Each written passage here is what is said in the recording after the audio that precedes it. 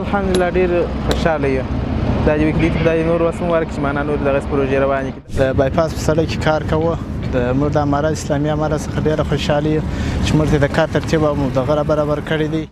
ځلېږي لکه ستوري شو رڼا زموږ هېواد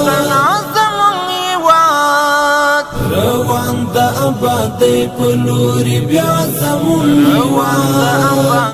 کندهار د پرمختګ پر لور په ډاډمنو ګامونو روان دی او د همدې پرمختګ یوه روښانه بیلګه د کندهار ښار حلقوي سړک ستره او بنسټیزه پروژه ده.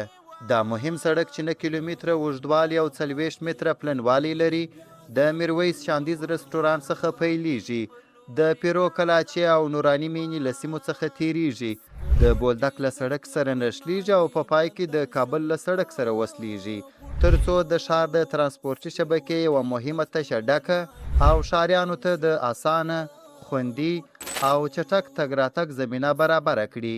ما به حیث کوالتی کنترلر در این پروژه که باید وظیفه اجرا کردیم تمام پروگرس و تمام اکتیویتی که ما فعلا اجرا میدیم اجرا میکنیم، یعنی مطابق استانداردهای STM آشتو و تمام اسپسیفیکشن و مشخصات پروژه‌ای که برای ما داده شده مطابق اون از طرف انجینر صاحبای شهروالی نظارت میشه و همچنین اونمو مشخصات و همو استانداردها در ساحه عملی میشه که الحمدلله تا هنوز هیچ کدام مشکل پیش نامده.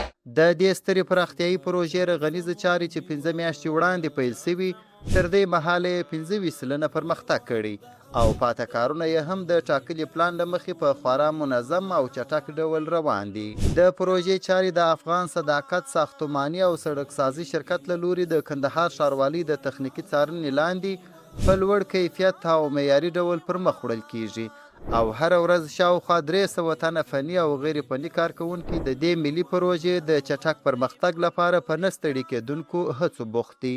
د بایپاس په سړک کې کار کوه موږ د امارات اسلامي امارات څخه ډېره خوشحاله یو چې موږ ته د کار ترتیب او دغه برابر کړی دی. زموږ کار ښه پر مخ روان دی او ډېر ځینې خوشحاله یو. ماشاءالله ځوانانو ته ګډه د کار تربیه برابره ده او ډېر منظم کار روان. کندهار ښاروالي ژمنه ده چې ښاریانو ته د هوساینې، د معیاري زیربناو د رامنځته کولو او د یوه پرمختللي او عصري کندهار د جوړېدو لپاره به خپلې پراختیایي پروژې په لوړ کیفیت او ټاکلي مهالویش سره بشپړې کړي.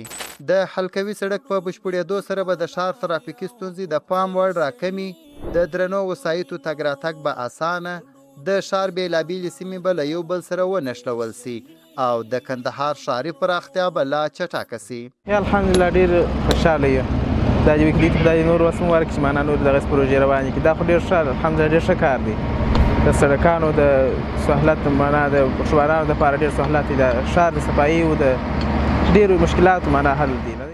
کندهار ښاروالي ژمنه ده چې ښاریانو ته د هوساینې، د معیاري زیربناو د رامنځته کولو او د یوه پرمختللي او عصري کندهار د جوړېدو لپاره به خپلې پراختیایي پروژې په لوړ کیفیت او ټاکلي مهالویش سره بشپړې کړي.